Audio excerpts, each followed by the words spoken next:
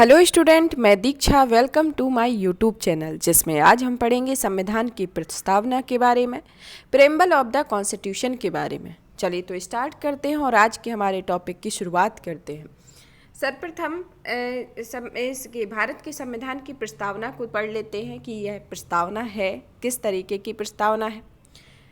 हम भारत के लोग भारत को संपूर्ण प्रभुत्व संपन्न, प्रस्तावना क्या कहती है?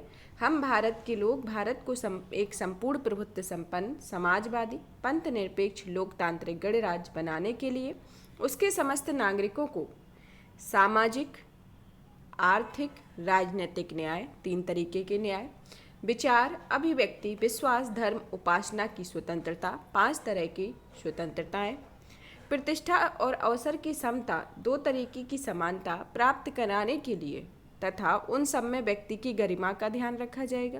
राष्ट्र की एकता और अखंडता को सुनिश्चित करने वाली बंधुता बढ़ाने के लिए दृढ़ संकल्प होकर इस संविधान सभा में आज तारीख 26 नवंबर 1949 ईस्वी को एतद द्वारा संविधान को अंगीकृत, अधिनियमित और आत्मार्पित करते हैं। यह भारतीय संविधान की प्रस्तावना है। इसको इंग्लिश वर्जन में इसके पढ़ते हैं कि we the people of India having solemnly resolved to constitute India into sovereign democratic republic and to assure to all its citizens justice, social, economic and political, liberty of thought, expression, belief, faith and worship, equality of status and of opportunity, and to promote among them all fraternity, assuring the dignity of the individual and unity of the nation. In our Constitution Assembly, this 6th day of November 1949 to do hereby adopt, enact and give to ourselves this Constitution. तो इसके बारे में, संविधान की प्रस्तावना के बारे में पढ़ा कि ये हिंदी और इंग्लिश दोनों में हमने संविधान की प्रस्तावना के बारे में पढ़ा।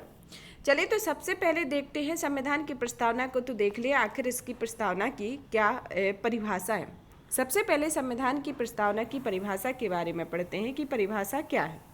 प्रस्तावना संविधान की परिचय या भूमिका होती है। जो किसी भी संविधान की एक परिचय जो जिस तरीके से दिया जाता है उसी तरीके से प्रस्तावना होती है। वह संविधान की भूमिका है जिसमें संविधान को बनाने के उद्देश्य बताए गए हैं, उस संविधान के आदर्श एवं लक्षणों को बताया गया है, संविधान निर्मित मूलभूत प्रावधानों और संविधान निर्माण की तिथि का उल्लेख किया गया है। जैसे संविधान के उद्देश्य बताए गए हैं कि संपूर्ण प्रभुत्व संपन्न, समाजवादी है, धर्मनिरपेक्ष, लोकतांत्रिक गणराज्य बनाने की बात करता है, 3 तरीके के न्याय की बात करता है जो सामाजिक, आर्थिक और राजनीतिक न्याय होते हैं, 5 तरीके की स्वतंत्रताएं, विचार, अभिव्यक्ति, धर्म, विश्वास, उपासना की स्वतंत्रता और 2 तरीके की समता की बात करता है जो व्यक्ति की गरिमा और राष्ट्र की एकता एवं अखंडता को सुनिश्चित करने वाली 26 नवंबर 1949 को अंगीकृत, अधिनियमित और आत्मार्पित करते हैं। तो इसमें एक यह आमुख के रूप में रहते हैं जिसको इसमें प्रस्तावना में सभी का एक भूमिका की तरह इसका उल्लेख किया जाता है। इससे इम्पोर्टेंट तथ्य देखते हैं कि प्रस्तावना को सबसे पहले इसका उद्देश्य प्रस्ताव किसके द्वारा रखा गया था। तो 13 दिसंबर 1946 को नेहरू द्वारा उद्देश्य प्रस्ताव लाया गया था और 22 जनवरी 1947 को संविधान सभा ने इसे उद्देश्य प्रस्ताव को स्वीकार किया था। तो ये आपके इम्पोर्टेंट पॉइंट है कि उद्देश्य प्रस्ताव किसके द्वारा और कब लाया गया था। तो 13 दिसंबर 1946 को नेहरू द्वारा उद्देश्य प्रस्ताव लाया गया था और 26 जनवरी 1947 को संविधान सभा ने उद्देश्य प्रस्ताव को स्वीकार किया। अब प्रस्तावना के तत्वों के बारे में पढ़ते हैं और इनका एक एक करके इनके अर्थ को स्पष्ट करते हैं कि इनके प्रत्येक शब्द का क्या अर्थ है। इसके 4 प्रमुख तत्व हैं जिसके अंतर्गत इसको विभाजित किया गया है, जिसमें संविधान के अधिकार का स्रोत बताया गया है, इसमें भारत की प्रगति क्या रही है, संविधान के उद्देश्य और संविधान लागू होने की तिथि के बारे में बताया गया। इसमें संविधान के अधिकार का स्रोत है कि प्रस्तावना कहती है कि भारत के लोगों को भारत के लोगों को भारत की एक संपूर्ण प्रभुत्व संपन्न समाजवादी धर्मनिरपेक्ष लोकतांत्रिक गणराज्य बनाने के लिए इनके समस्त नागरिकों को सामाजिक, आर्थिक और राजनीतिक न्याय, विचार, अभिव्यक्ति, धर्म, विश्वास, उपासना की स्वतंत्रता, प्रतिष्ठा और अवसर की समता प्राप्त कराने के लिए व्यक्ति की गरिमा और राष्ट्र की एकता और अखंडता सुनिश्चित करने वाली बंधुत्व बढ़ाने के लिए दृढ़ संकल्प होकर इस संविधान सभा में आज दिनांक 26 नवंबर 1949 को एतद द्वारा संविधान को अंगीकृत, अधिनियमित व आत्मार्पित करते हैं। इसके अंतर्गत संविधान में जो संविधान के अधिकार का स्रोत है उसमें प्रस्तावना में कहा गया है कि संविधान भारत के लोगों की शक्ति से अधिगृहीत है। तो किससे अधिगृहीत है संविधान की प्रस्तावना? इसकी शक्ति से अधिगृहीत है। इसमें भारत की में प्रकृति के बारे में देखते हैं कि इसकी प्रकृति कैसी है। पहली तो ये भारत एक संपूर्ण प्रभुत्व संपन्न है, समाजवादी है, धर्मनिरपेक्ष या पंथ निरपेक्ष शब्द को जो जोड़ा गया है 42वें संविधान संशोधन के तहत धर्मनिरपेक्ष की जगह लोकतांत्रिक है, गणतांत्रिक राज्य व्यवस्था वाला देश है। यह इस तरीके के इसके उद्देश्य हैं। फिर आता है संविधान, ये प्रकृति है और संविधान के उद्देश्य के बारे में आते हैं जैसे न्याय, सामाजिक, आर्थिक, राजनीतिक, स्वतंत्रता, विचार, अभिव्यक्ति, विश्वास, धर्म, उपासना की, समता, प्रतिष्ठा, अवसर की, एकता और अखंडता, व्यक्ति की गरिमा और बंधुता इसके अंतर्गत इसके प्रमुख उद्देश्य है। संविधान के लागू होने की तिथि यह 26 नवंबर 1949 को तिथि का उल्लेख किया गया। अब प्रत्येक शब्द का का विस्तृत विश्लेषण करते हैं। सबसे पहले तो संपूर्ण प्रभुत्व संपन्न। संप्रभु का आशय क्या होता है आखिर? संप्रभु वह होता है जहाँ ना तो किसी अन्य देश पर निर्भर होता है, ना ही किसी अन्य देश का डोमिनियन होता है। मतलब कि एक ऐसा देश जो आंतरिक और बाहरी दोनों मामले में स्वतंत्र निर्णय लेने की शक्ति रखता हो, वह एक संपूर्ण प्रभुत्व संपन्न राष्ट्र होता है। समाजवादी के संदर्भ में समाजवाद भारतीय समाजवाद या लोकतांत्रिक समाजवाद है या नहीं, साम्यवाद है या नहीं। साम्यवाद समाजवाद जिसे राजस्व समाजवाद भी कहा जाता है, जिसके अंतर्गत उत्पादन, वितरण और के सभी साधनों का राष्ट्रीयकरण और निजीकरण की संपत्ति का उन्मूलन किया जाता है कि सभी साधनों और निजी संपत्ति का उन्मूलन किया जाता है। इसमें लोकतांत्रिक समाजवाद के कुछ उद्देश्य हैं जो गरीबी, उपेक्षा, बीमारी व अवसर की असमानता को समाप्त करना है।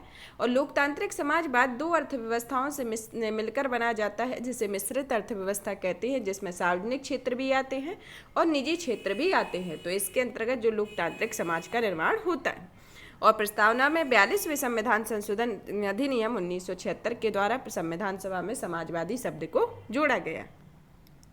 अब आता है धर्मनिरपेक्ष या पंथ निरपेक्ष के बारे में।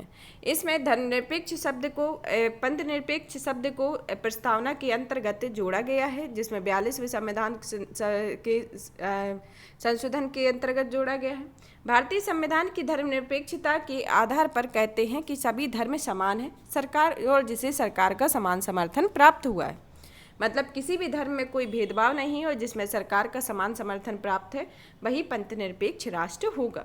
अब आता है लोकतांत्रिक संदर्भ में कि लोकतांत्रिक की क्या परिभाषा है। लोकतांत्रिक व्यवस्था प्रचलित संप्रभुता पर आधारित होती है जिसमें सर्वोच्च शक्ति जनता के हित में होती है। जनता के हित में सर्वोच्च शक्ति निहित होती है कि जनता के द्वारा जनता के हित में शासन एक लोकतांत्रिक शासन होगा। इस विचारधारा पर आधारित है जिसमें लोकतंत्र दो तरीके से होता है। एक प्रत्यक्ष लोकतंत्र होता है और एक अप्रत्यक्ष लोकतंत्र होता है। प्रत्यक्ष लोकतंत्र के अंतर्गत लोग अपनी शक्ति का उपयोग प्रत्यक्ष रूप से करते हैं जैसे स्विट्जरलैंड, और इसी तरह अप्रत्यक्ष लोकतंत्र में लोगों द्वारा चुने गए प्रतिनिधि सर्वोच्च शक्ति का इस्तेमाल करते हैं, सरकार चलाते हैं, उन कानून का निर्माण करते हैं और इस लोकतंत्र को प्रतिनिधि लोकतंत्र कहा जाता है जिसमें एक संसदीय स्तर पर होता है और एक राष्ट्रपति के अधीन होता है। तो यह अप्रत्यक्ष लोकतंत्र है और यह प्रत्यक्ष लोकतंत्र है। अब आता है इसका अगला शब्द गणराज्य के बारे में। गणराज्य क्या होता है?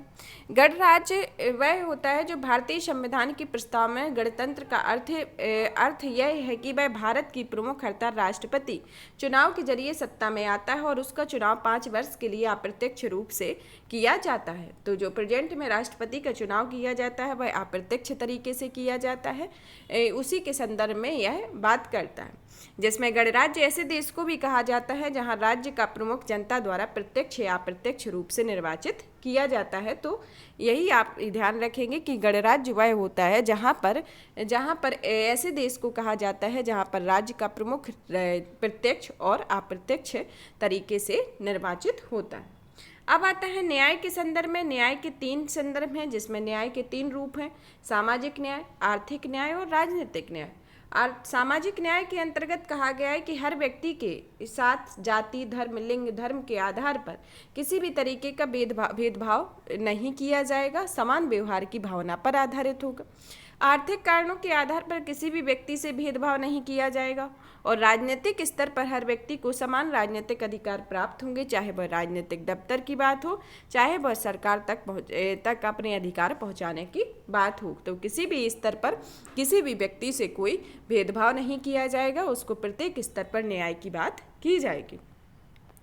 अब आता है स्वतंत्रता के संदर्भ में कि लोगों की गतिविधियों पर किसी भी प्रकार की रोक टोक की अनुपस्थिति तथा साथ ही व्यक्ति के विकास के लिए अवसर प्रदान करना होता है। तो इसमें किसी भी प्रकार की ना कोई रोक टोक रहेगी, रोक टोक की अनुपस्थिति होगी और साथ ही वह व्यक्ति के विकास के अवसर की प्रदान करता है।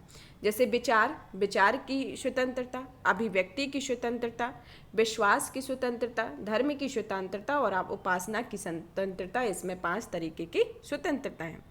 अब आता है समता। समता समाज के किसी भी वर्ग के लिए विशेष अधिकार की अनुपस्थिति और बिना किसी भेदभाव के हर व्यक्ति को समान अवसर प्रदान करने का उपबंध प्रदान करती है। तो समाज के किसी भी वर्ग के लिए विशेष अधिकार की अनुपस्थिति का होना और बिना किसी भेदभाव के हर व्यक्ति को समान अवसर प्रदान करने का उपबंध इसके अंतर्गत किया जाता है। चाहे वे प्रतिष्ठा की समानता हो या अवसर की समानता हो, किसी भी तरह की समानता में इसमें इस तरीके का समान अवसर प्रदान किया जाएगा। एक बंधुत्व की भावना होनी चाहिए, मतलब भाईचारे की भावना होनी चाहिए। व्यक्ति की गरिमा का पूर्ण ध्यान रखा जाना चाहिए कि प्रत्येक व्यक्ति को मानवीय गरिमा के पूर्ण जीवन देना तथा एकता और एवं अखंडता के अंतर्गत की एकता जो है वह एक मनोवैज्ञानिक संकल्पना है जो नागरिकों के बीच एक होने की भावना को बढ़ावा देती है। और जो अखंडता है वह 42वें संविधान संशोधन 1976 के द्वारा इसको जोड़ा गया था। अखंडता भी एक भौगोलिक संकल्पना है जो इस बात पर बल देती है कि भारत का क्षेत्र या भूभाग उससे अलग अलग ना हो, इसके संदर्भ में है, एकता और अखंडता के संदर्भ में है। इसे जो प्रस्ताव इसमें 42वें संविधान संशोधन 1976 के अंतर्गत समाजवादी पंथ निरपेक्ष अखंडता को जोड़ा गया। यह स्वर्ण सिंह समिति की सिफारिश के आधार पर जोड़ा गया था। तो ये भी इम्पोर्टेंट पॉइंट है। तो आज के टॉपिक में हमने प्रस्तावना से संबंधित जो मुख्य इम्पोर्टेंट इसके पॉइंट हैं उसके प्रकृति के बारे में, संविधान के उद्देश्य के बारे में, उसकी लागू होने की तिथि के बारे में पढ़ा। और भी इसी तरीके की वीडियो को देखने के लिए चैनल को ज़्यादा से ज़्यादा लाइक करें, शेयर करें, सब्सक्राइब करें। धन्यवाद।